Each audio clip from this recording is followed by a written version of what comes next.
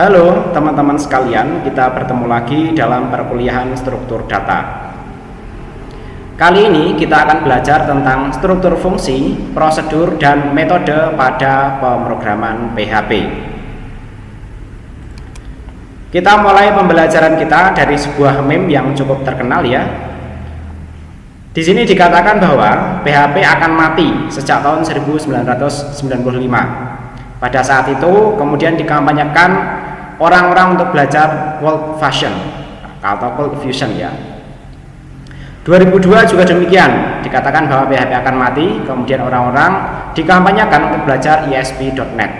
2003 Django ya, kemudian 2004 dibandingkan dengan Ruby on Rails, 2010 Flash ya.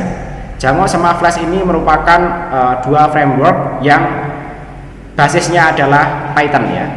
Kemudian 2011 AngularJS, kemudian 2016 Next.js ya. Keduanya ini merupakan dua framework yang berbasiskan JavaScript ya. Saya kira sampai sekarang ya PHP itu masih merupakan salah satu bahasa pemrograman yang powerful, populer, dan banyak digunakan oleh web-web besar semacam Facebook dan lain sebagainya. Kalaupun itu tidak terlihat digunakan pada sisi front end ya, PHP masih banyak digunakan di sisi back end. Jadi memang tidak terlihat ya. Bahkan program-program Android ya sekarang yang itu ya, yang beredar sekarang ya, masih banyak yang menggunakan PHP. Nah, ini saya sampaikan kenapa? Karena mungkin teman-teman sudah banyak melihat meme atau banyak melihat itu ya, kampanye ya, bahwa dikatakan di sana PHP akan mati. Banyak sekali alasannya. Namun demikian sampai sekarang ya masih eksis ya. Dan kalau kita lihat timelinenya, PHP dikatakan akan mati itu sudah lama sekali. Jadi teman-teman jangan khawatir soal hal tersebut ya. Oke, outline belajar kita nanti kurang lebih seperti ini ya. Nanti kita mulai dari pengertian fungsi, deklarasi fungsi, pemanggilan fungsi, nilai kembalian fungsi, parameter, dan seterusnya nanti sampai ada ringkasannya ya. Oke, kita mulai dari pengertian fungsi. Fungsi dalam pemrograman PHP adalah blok kode yang dapat digunakan untuk menjalankan tugas tertentu atau mengelola data dalam program. Fungsi ini digunakan untuk mengorganisir dan mengelola kode agar lebih mudah dipahami dan dapat digunakan kembali dan memungkinkan pengembangan perangkat lunak yang modular. Modular itu artinya ya mudah dibongkar pasang ya. Jadi kata kunci penting di sini adalah blok kode, kemudian penggunaan kembali, sehingga nanti program diharapkan menjadi lebih ringkas ya dan lebih efisien ya atau lebih hemat lah ya. Selanjutnya deklarasi fungsi. Fungsi dideklarasikan menggunakan kata kunci function. Sebuah deklarasi fungsi biasanya memiliki nama, parameter. Kalau parameter nanti opsional ya, bisa ada bisa tidak maksudnya ya. Dan blok kode yang dijalankan ketika fungsi dipanggil ya. Jadi formasi dasar fungsi nanti kurang lebih seperti contoh di sini ya. Kita gunakan keyword function ini, jadi nanti semua fungsi dibangun dengan keyword function ini. Kemudian kita tuliskan nama fungsinya. Kemudian dalam tanda kurung nanti bisa kita kasih parameter 1, 2 dan seterusnya ya, bisa banyak juga ya. Kemudian di dalam tanda kurung awal ini adalah kode yang akan dijalankan ya ketika fungsi ini dipanggil ya. Selanjutnya pemanggilan fungsi ya. Kalau tadi pembuatan fungsi, berikut ini adalah pemanggilan fungsi. Fungsi dipanggil dengan menggunakan nama fungsi diikuti oleh tanda kurung, dan jika ada parameter, parameter tersebut diberikan dalam tanda kurung ya. Nah, mirip ya polanya dengan pembuatan fungsi ya. Kita sebutkan nama fungsinya, kemudian kita sebutkan parameternya dalam tanda kurung ya ketika kita memanggilnya ya. Misalnya di sini hasil, kemudian nama fungsi dalam tanda kurung, nilai 1, nilai 2 dipanggil dalam tanda kurung juga ya. Selanjutnya nilai kembalian fungsi ya. Jadi suatu fungsi ketika dipanggil kayak tadi ya, bisa memiliki nilai kembalian ya.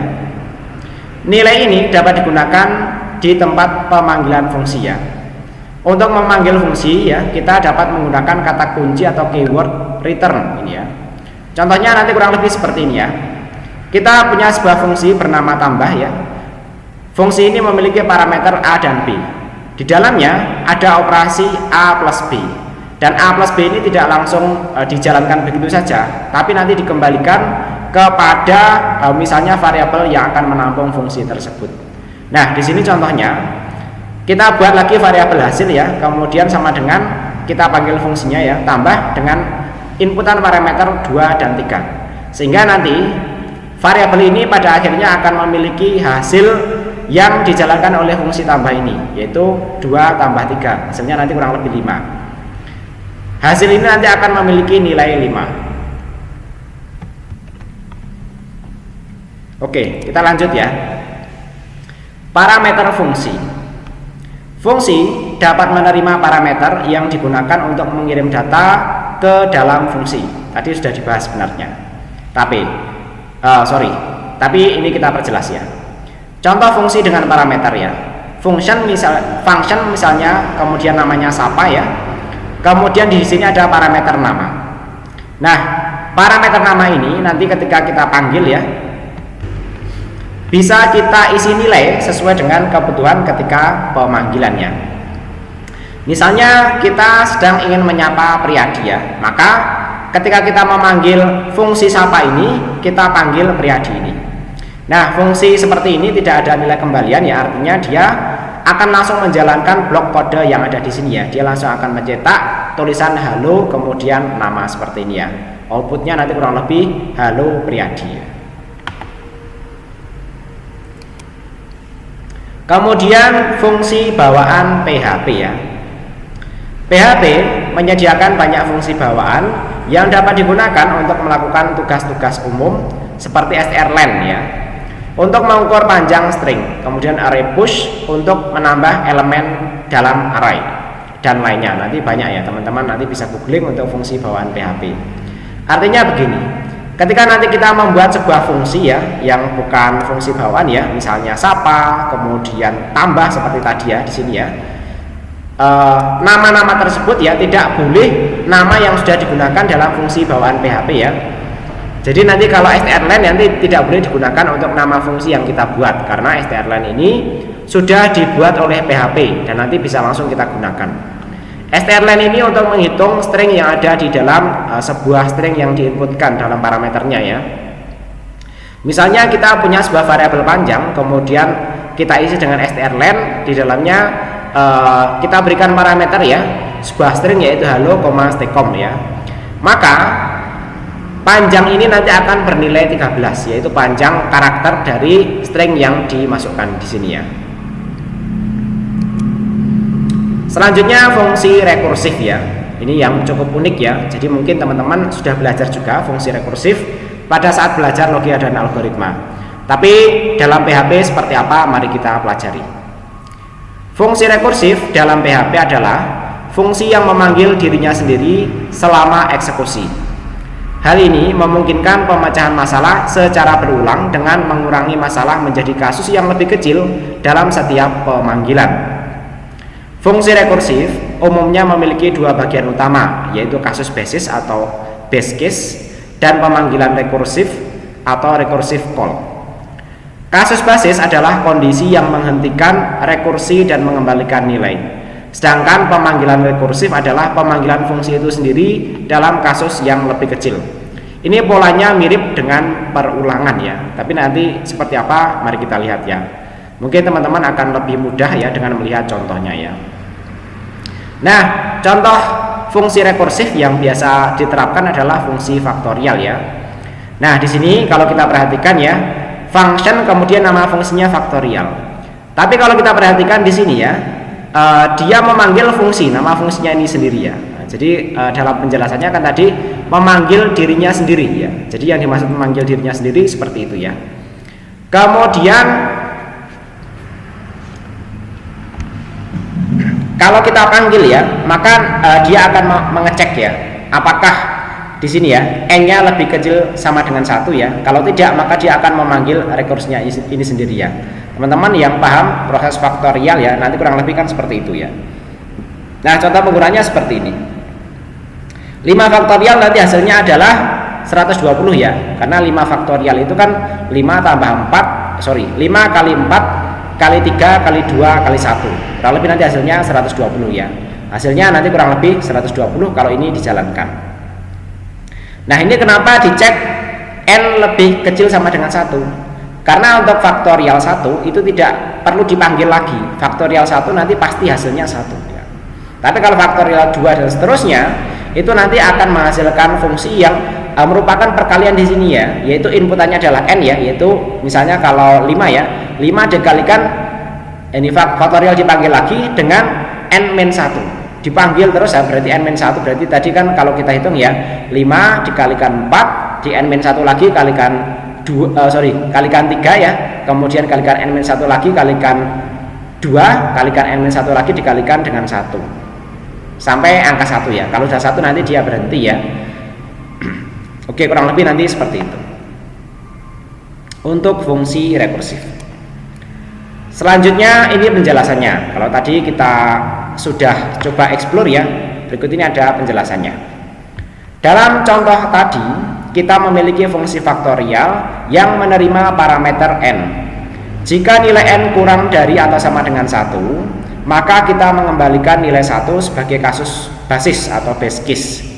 Jika tidak, kita memanggil fungsi faktorial lagi dengan nilai yang lebih kecil yaitu N-1 dan mengalihkan hasilnya dengan N. Ini adalah pemanggilan rekursif ya. Jadi pemanggilan berikutnya kan ini sudah tidak 5 lagi yaitu N-1 ya.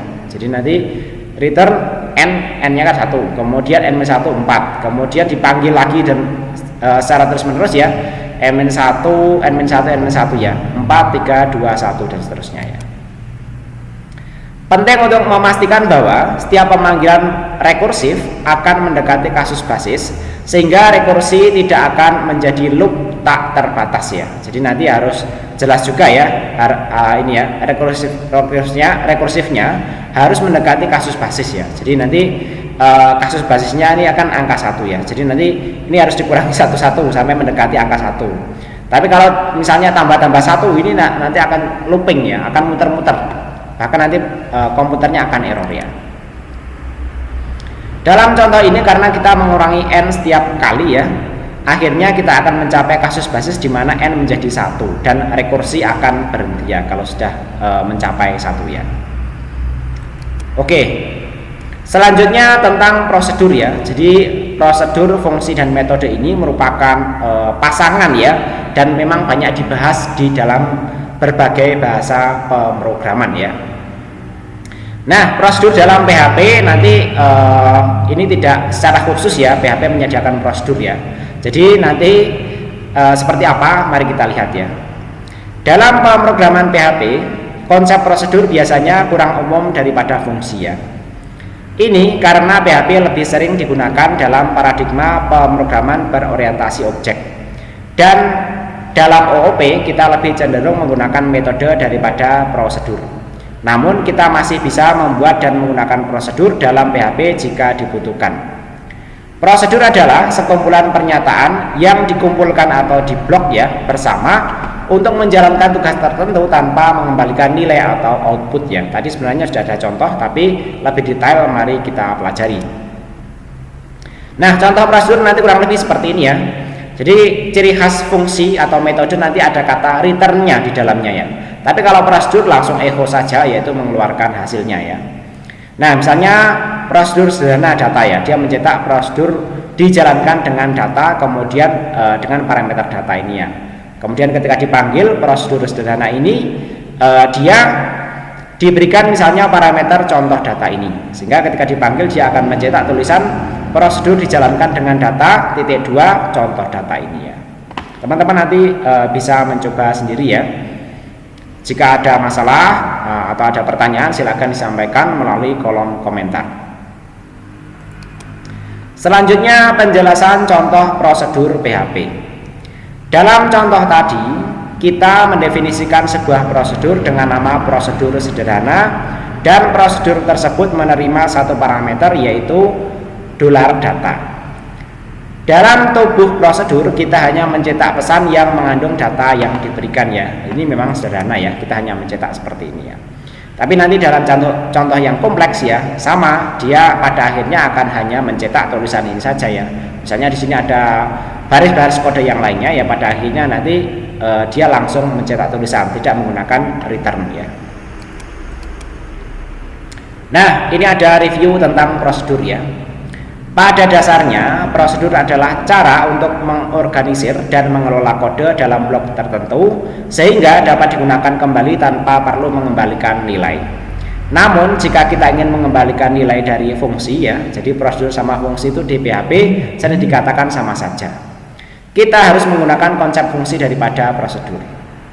Penting untuk diingat bahwa dalam PHP kita lebih sering melihat penggunaan fungsi atau function daripada prosedur karena PHP adalah bahasa yang mendukung paradigma pemrograman berorientasi objek. Apalagi nanti kalau teman-teman sudah masuk ke framework, itu terlihat di sana hampir semuanya menggunakan konsep OOP ini.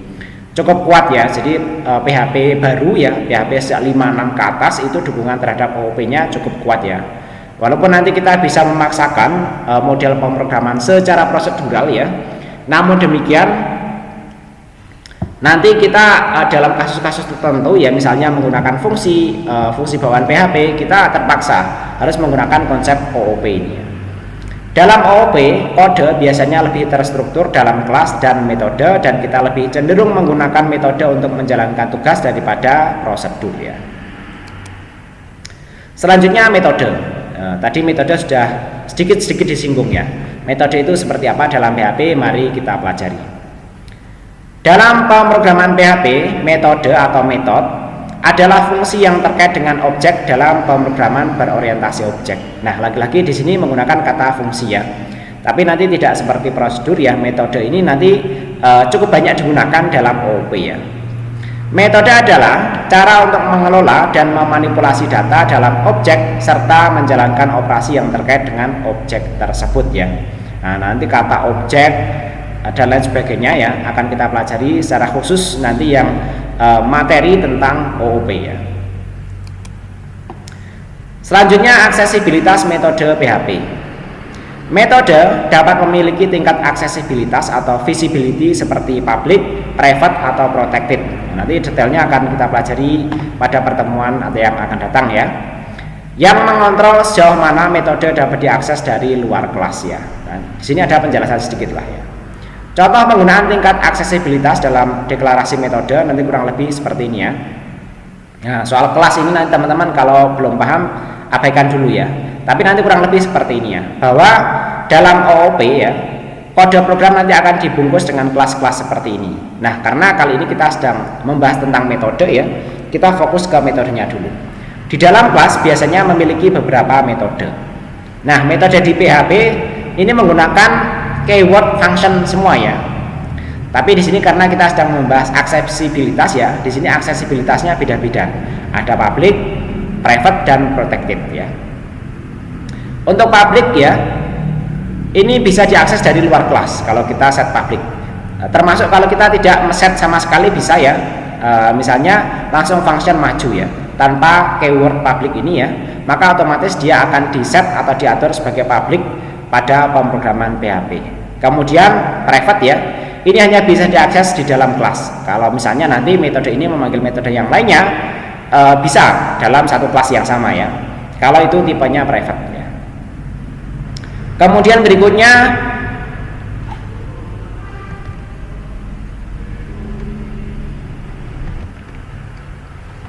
yaitu visibilitas protected ya.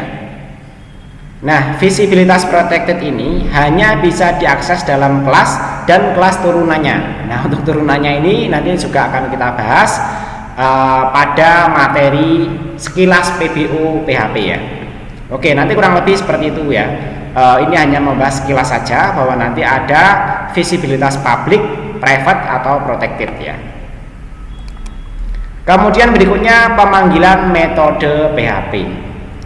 Metode dipanggil menggunakan objek dari kelas yang sesuai.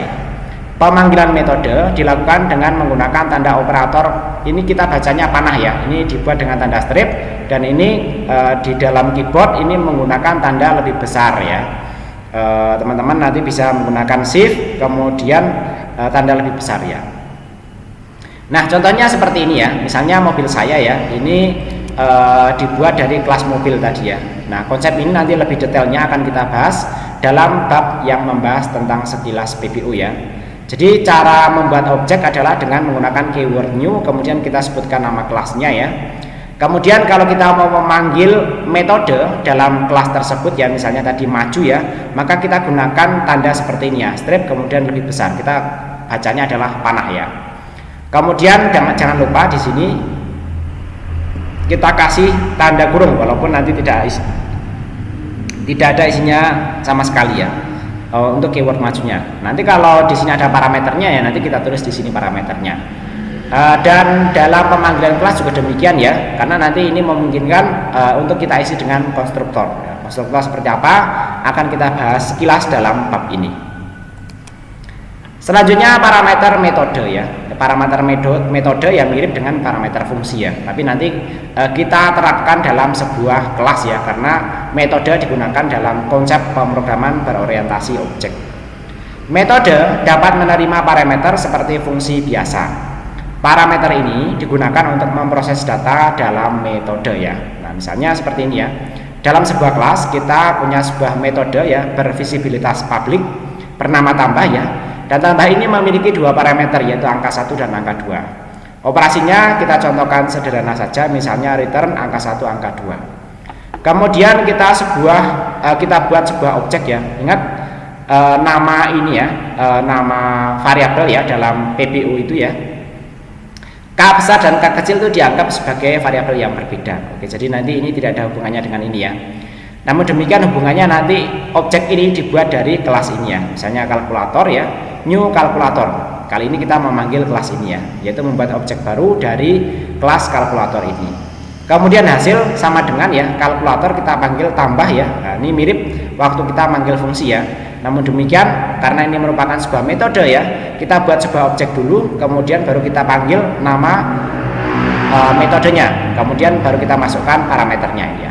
Misalnya 53, karena ini penjumlahan, nanti hasilnya ini kalau dicetak akan menghasilkan nilai 8 ya.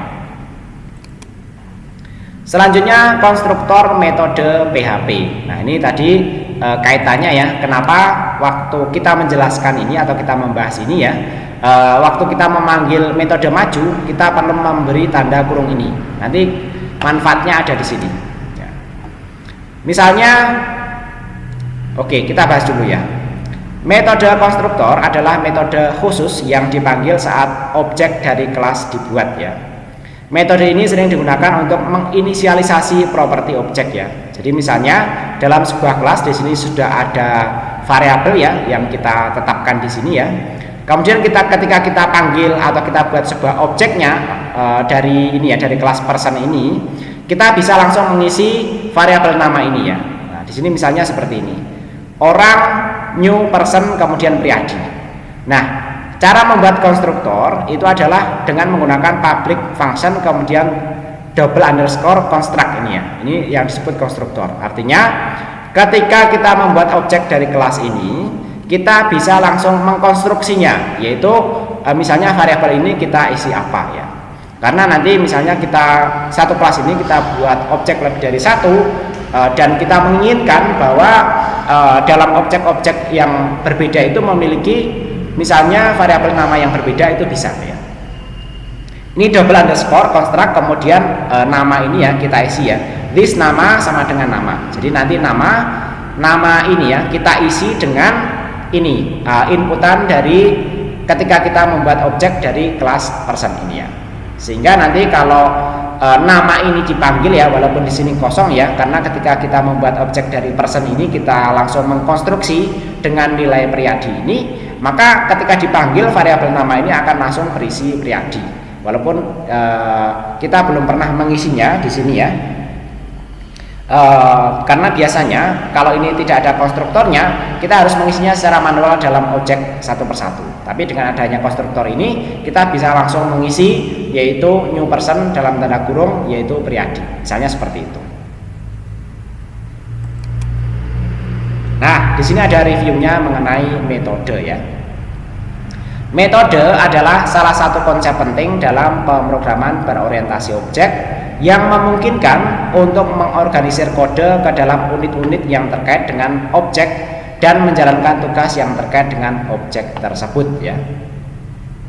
Lebih lanjut tentang metode dan kelas akan kita bahas dalam bab sekilas struktur PBU PHP. Tapi ini sekilas saja, karena PBU secara khusus nanti akan dibahas dalam mata kuliah yang lainnya. Selanjutnya ya, karena kita tadi sudah membahas tentang fungsi, prosedur, dan metode, alangkah baiknya kita konstruksikan pemahaman kita menjadi sebuah pengertian yang lebih ringkas ya. Oke, kita ketahui perbedaan fungsi, prosedur, dan metode. Yang pertama fungsi ya. Fungsi adalah blok kode yang dapat menerima argumen atau parameter, menjalankan operasi tertentu, dan mengembalikan hasil atau return value. Fungsi dalam PHP dapat dipanggil dari berbagai bagian dalam kode PHP. Fungsi biasanya digunakan dalam pemrograman prosedural, tetapi juga dapat digunakan dalam pemrograman berorientasi objek. Jadi nanti kalau di pemrograman berorientasi objek itu nanti kita sebut sebagai metode ya. Sedangkan fungsi yang nanti tidak memiliki return value yang nantinya kita sebut sebagai prosedur. Tapi nanti akan kita bahas lebih detail. Fungsi seringkali tidak terkait dengan objek tertentu ya. Kemudian fungsi dapat digunakan untuk memecah tugas menjadi bagian yang lebih kecil dan memudahkan pengelolaan kode. Selanjutnya prosedur ya. Prosedur adalah blok kode yang mirip dengan fungsi ya, tetapi tidak mengembalikan nilai atau tidak memiliki return value. Prosedur digunakan untuk menjalankan tugas tertentu dan tidak menghasilkan output yang dapat digunakan dalam eksekusi kode. Prosedur lebih sering digunakan dalam pemrograman prosedural ya, karena ini memang berangkat dari konsep pemrograman prosedural. Tapi sejauh ini kita masih bisa menggunakan prosedur ini ya. Prosedur dapat membantu mengorganisir kode tetapi tidak memberikan nilai yang dapat digunakan kembali. Jadi untuk fungsionalitasnya lebih bagus fungsi, apalagi nanti kalau kita sudah menggunakan metode, karena kaitannya dengan reusability atau penggunaan kembali kode-kode kita ya. Selanjutnya metode. Nah, semuanya merujuk ke fungsi ya, tapi yang lebih baru konsepnya adalah metode ini ya. Metode adalah fungsi yang terkait dengan objek dalam pemrograman berorientasi objek. Metode dalam PHP biasanya didefinisikan dalam kelas. Kita tadi menggunakan keyword kelas ya, dan dapat memanipulasi data dalam objek serta menjalankan operasi yang terkait dengan objek tersebut. Metode dapat memiliki tingkat aksesibilitas yang mengontrol sejauh mana metode tersebut dapat diakses dari luar kelas. Metode dipanggil pada objek menggunakan operator panah tadi ya. Metode adalah salah satu konsep inti dalam OOP dan digunakan untuk mengelola data dan perilaku objek ya. Jadi nanti kalau kita perhatikan tadi ya, dalam kelas itu nanti ada istilahnya properti, atau teman-teman bolehlah menyebutnya variabel dulu ya. Nanti akan kita pelajari pada bab berikutnya ya. Sedangkan metode nanti di dalamnya ada operasi, sehingga nanti perilakunya bisa berbeda-beda dan ada bisa mengelola data, sehingga nanti outputnya juga bisa berubah-ubah ya. Oke, berikut ini adalah ringkasannya ya. Fungsi adalah blok kode yang dapat menerima parameter dan mengembalikan nilai, sedangkan prosedur ya tidak dapat mengembalikan nilai. Kemudian metode ini adalah fungsi yang terkait dengan objek dalam OOP. Kalau metode nanti harus ada di dalam kelas dan digunakan untuk mengelola data dan perilaku objek. Penggunaan fungsi atau metode tergantung pada paradigma pemrograman yang digunakan, prosedural atau berorientasi objek ya. Tapi sekarang mayoritas berorientasi objek atau campuran lah setidaknya. Serta kebutuhan program. Prosedur kurang umum dalam PHP karena PHP lebih sering digunakan dalam konteks OOP atau berorientasi objek ya. Oke, saya kira demikian untuk perkuliahan kali ini. Terima kasih teman-teman yang sudah menyimak. Semoga dapat dipahami dan bermanfaat. Jika ada pertanyaan atau nanti ketika latihan ada permasalahan atau ada diskusi, ada masukan-masukan yang konstruktif, silahkan disampaikan melalui kolom komentar pada video ini ya. Kemudian nanti kita bisa diskusi di situ. Dan kalau perlu, misalnya teman-teman ada permasalahan, bisa saya buatkan videonya, solusi dari permasalahan tersebut. Demikian, terima kasih teman-teman sekalian. Assalamualaikum warahmatullahi wabarakatuh.